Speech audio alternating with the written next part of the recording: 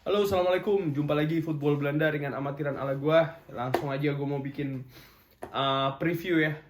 Review pertandingan-pertandingan yang berjalan tadi hari ini ya. Termasuk tadi barusan Italia yang baru saja mencukur Swiss 3-0 ya. Tapi gue mau mulai dulu dari Finland melawan Rusia ya. Ya, ini kan tuan rumah Rusia ini harus menang ya, karena mereka ini kan kalah di pertandingan pertama. Jadi untuk menjaga peluang untuk bisa lolos ke putaran selanjutnya, mereka harus menang ya dari Finland. Dan Finland sendiri pun juga ya, mereka kan melakukan kejutan ya, membungkam Denmark, tuan rumah Denmark 0-1. Dan ya, jalannya pertandingan sendiri sih kalau gua ngelihat ya, langsung aja di dua babak ini kan kurang lebih ya, dikuasai lah oleh Rusia ya, baik dari sisi possession maupun juga total shots dan juga jumlah peluang ya, katakanlah ya. Cuman kalau gua ngelihat ada dua hal ya. Nomor satu ya, finishing dari Rusia ini tidak bagus ya. Jadi mereka nih banyak terisolir katakanlah di daerah sepertiga terakhir dari Finland, tanpa mereka mampu mengkonversi dari banyak peluang sebenarnya, atau banyak skenario katakanlah yang bisa mereka maksimalkan bahkan untuk menjadi gol ya. Tapi di sisi lain mereka pun juga mampu bertahan dengan cukup bagus ya.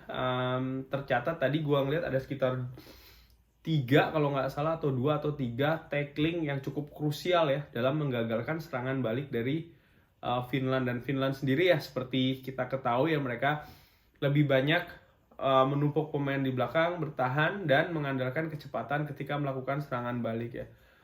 Kredit sih kalau gue berikan ya kepada pertahanan Rusia.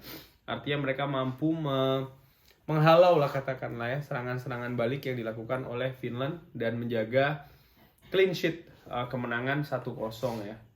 Di pertandingan kedua ya, Turki melawan Wales ini di luar dugaan ya, karena kalau tadi Finland lawan Rusia sesuai dengan perkiraan gue, Rusia akan menang tipis. Kejadian Turki Wales ini yang tidak sesuai dengan perkiraan gue ya, dimana Turki ini kalah. Dan ya, kalau menurut gue sih secara matematis Turki ini sudah tersingkir ya, 2 kali kalah tanpa mencetak gol, kebobolan 5. Ya berat lah untuk sekedar menjadi peringkat 3 terbaik pun juga menurut gue hampir tidak mungkin ya, bahkan tidak mungkin. Jadi Turki ini bisa dibilang officially tim pertama yang tersingkir lah kalau gue bilang ya, dengan amatiran dari turnamen Euro 2020 ini ya. Jalannya pertandingan sendiri, menurut gue Turki ini telat panas ya. Sekalipun mereka ini kan lebih menguasai bola, menguasai possession di babak pertama ya. Cuman kurang lebih ya 20 menit pertama kurang lebih itu justru Wales yang mampu mengambil alih inisiatif ya, mengambil inisiatif serangan, memiliki banyak peluang beberapa ya, bahkan di menit-menit awal dari Wales. Turki sendiri ini baru bisa agak keluar menyerang itu di pertengahan babak pertama ya. Itu pun juga menurut gua tercatat hanya 2 kalau tidak salah ya, peluang yang menurut gua cukup berbahaya bagi Turki bisa mencetak gol ya. Sementara Wales sendiri dengan serangan-serangan baliknya sih menurut gue cukup berbahaya ya, terutama kombinasi dari Gareth Bale kepada Aaron Ramsey dan menurut gue ini cukup berbahaya. Sempat sempat ada peluang berbahaya lah dari Aaron Ramsey, kalau gue nggak salah ingat ada 2 sebelum yang terakhir itu di menit ke-42 akhirnya Aaron Ramsey mampu menceploskan gol 0-1 ya. Di babak kedua gua sih memperkirakan memang Turki akan lebih berani keluar menyerang, cuman jadi itu memang terjadi ya, mereka lebih mengambil inisiatif, lebih mengambil possession, bahkan sampai 70% ya in total. Shots on goal pun juga mereka meningkat. Cuman yang gua ngeliat tidak adanya seperti kayak sistem gitu ya dari Turki ini dalam membangun serangan ya, lebih ke sporadis. Dan possession yang terjadi pun juga kalau gue pikir sih karena ya memang Wales sih pasang kuda-kuda, mereka lebih bertahan ya, jadi memberikan bola itu kepada Turki untuk membangun. Cuman karena mereka nih nyerangnya ya semi asal-asalan sih, ringan amatiran ala gue. Jadi ya banyak yang mental gitu loh. Memang benar ada beberapa peluang yang akhirnya mereka bisa ciptakan, tapi menurut gue ya again ya finishingnya tidak bagus gitu, dan ini yang mengakibatkan gagalnya serangan mereka ya. Sementara Wales ini juga cukup berbahaya dengan serangan baliknya ya. Kecepatan Daniel James itu juga cukup berbahaya di pertandingan ini, dan akhirnya mendapatkan penalti, cuman ya gagal dikonversi oleh Gareth Bale ya. Walaupun Indian di akhir pertandingan ada assist kepada Connor Roberts ya, yang mampu dikonversikan gol menjadi 2-0 untuk Wales ya. Ini kemenangan yang di luar dugaan ya. Dan ya match yang selanjutnya, match terakhir hari ini yang akan gue bahas adalah Italia melawan Swiss ya. Luar biasa sih kalau menurut gue ini. Swiss kendati pun di 5-10 menit awal mencoba untuk mengambil inisiatif ya, possession, tapi ya mereka hanya muter-muter saja ya di daerah lapangan tengah, cukup kesulitan masuk ke sepertiga akhir dari Italia. Justru Italia ini yang mampu memanfaatkan ketika mereka melakukan serangan balik ya. Serangan baliknya ini sangat-sangat sistematis kalau gue bilang ya, dengan pemain tuh seperti sudah tahu harus kemana, bertempat di mana, bola itu dia kalau dapat oleh si ini harus dialirkan kemana, itu seperti sudah terencana begitu ya. Dan ini cukup membuat Swiss itu kelabakan ya. Sempat ada gol yang tercipta tapi dianulir ya karena ada VAR oleh Chiellini. Lalu Chiellini juga sempat ditarik karena cedera di menit ke-26 ini. Manuel Locatelli mampu mencetak gol, dan menurut gua skemanya tuh sangat bagus ya. Skema terjadinya gol ya yang diberikan assist oleh Berardi ini menurut gua luar biasa. Dan jujur aja sih sebenarnya bukan tidak mungkin ya pada saat babak pertama tuh Italia mampu menciptakan gol lebih dari 1 ya. Cuma menurut gue ya again sih ya, tercatat ada 3 big chances ya, tapi ya 2 miss, jadi 1 terciptakan menjadi gol.